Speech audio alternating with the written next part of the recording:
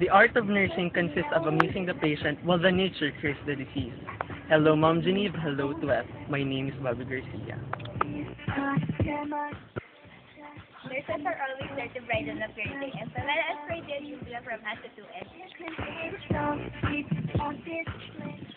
Mothers know best. Nurses care best. I'm Michael Jr. I'm Jenny Villanueva. Nurses are your best friends. Nurses call the shots. By the way, I'm reading Sergio from Answer to It. Nurse can make the pressure. I'm Karin Maliki. From a Jewish proverb, don't live in a town where there are no nurses. I'm Jen Obispo. Humanity is composed but of two categories, the invalids and the nurses. I'm Florina A. Aruz. Nursing. No other courses comes close. I am Rodrigo Cortez. Nurses are not just money makers, we're day caregivers. I'm Charlene Calais. I'm Dennis T. Bortong. Being a nurse is an office profession persistent. The desire to take nursing is perhaps the greatest feature which distinguishes man from animals. I'm Marjorie Barreto.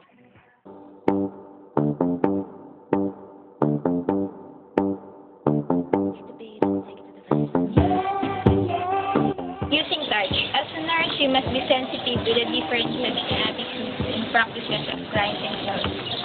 Appropriate forms of touch to reinforce caring feelings.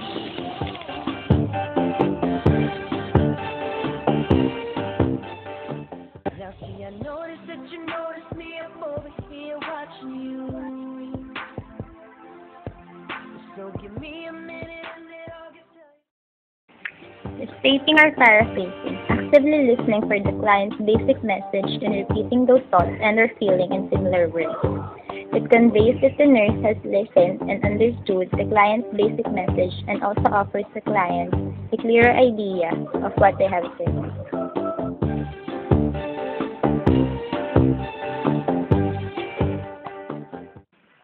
Good morning, sir. I couldn't manage to eat my dinner last night, not even the dessert. You had difficulty eating yesterday. Yes, I was very upset after my family left. I have trouble talking to strangers. You find it difficult talking to people you do not know? Seeking clarification, method of making the client's world's overall meaning of the message more understandable. Use when paraphrasing is difficult or when communication is rambling or garbled. Clarify the message. The nurse can state the basic message or confess confusion and ask the client to repeat or restate the message. They can also clarify their own message with statements.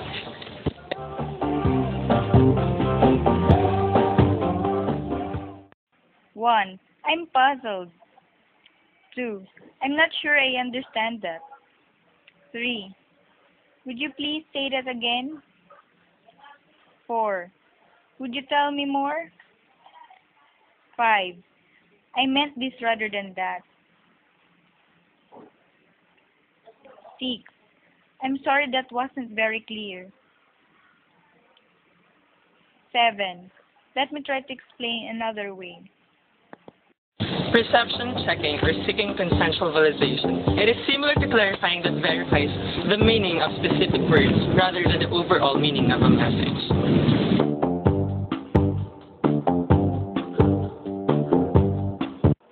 My husband never gives me any present. You mean he has never given you a present for birthday or Christmas? Well, not never. He does get me something for my birthday and Christmas, but never thinks of giving me anything at any other time.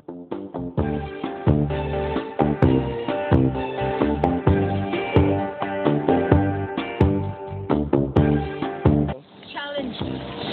Giving a response that makes the client prove their statement or point of view. These responses indicate that the nurse is failing to consider the client's feelings, making the client feel it necessary to defend the position.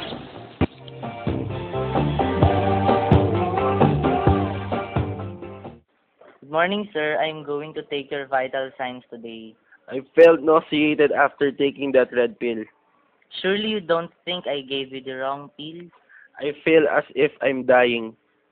How can you feel that way when your pulse is 60? Probing.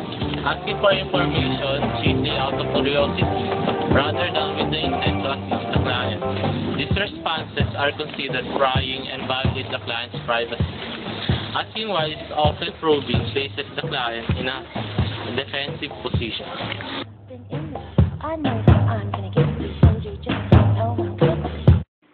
I fell down the stairs Why did you fall down? because I stepped on something slippery. Why aren't you careful? Because I'm in a hurry. Why are you in a hurry? Testing. Asking questions that makes the client admit to something. These responses permit the client only limited answers and often need rather than the client's themselves.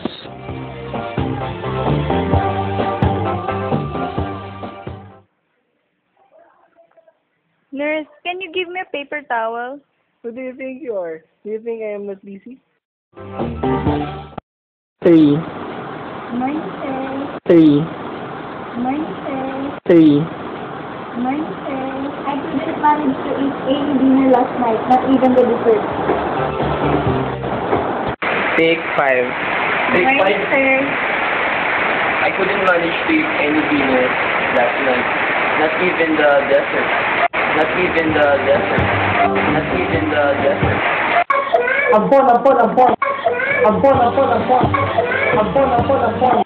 Take 2. I'm puzzled. I'm puzzled. Next.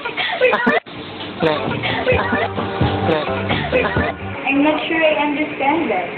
Would you please say that again? Would you please say it again? Consensual validation. Wait lang, mag-good morning pa ba? Wait lang, mag-good morning pa ba? Wait lang, mag-good morning pa ba? For validation. Take 2.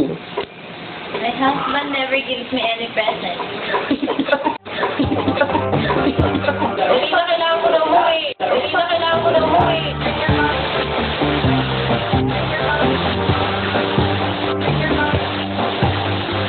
Take 1. Emote.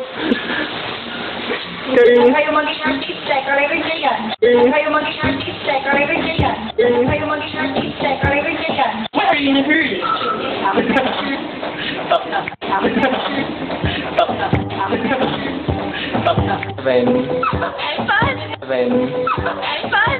7. I'm fun.